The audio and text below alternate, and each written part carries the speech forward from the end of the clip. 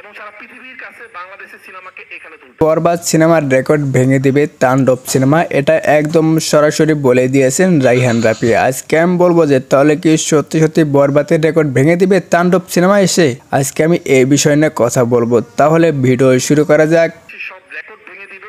সবাই বর্তমানে জানেন যে বরবাদ সিনেমা অনেক ভালো হয়েছে, অনেক মারাত্মক হয়েছে। তাণ্ডব সিনেমা নিয়ে অনেক মানুষ অনেক মন্তব্য করতেছে। আজকে আমি বলবো যে তাণ্ডবের ডিরেক্টর কি বলছে বরবাদ সিনেমা নিয়ে। তাহলে কি সত্যি সত্যি বরবাদের রেকর্ড ভেঙে দিবে তাণ্ডব সিনেমা এসে? তাহলে একটু দেখতে থাকুন যে তাণ্ডবের ডিরেক্টর কি বলছে বরবাদ সিনেমা নিয়ে। সব রেকর্ড ভেঙে দিবে এবং সারা পৃথিবীর কাছে বাংলাদেশের সিনেমাকে এখানে তুলবে।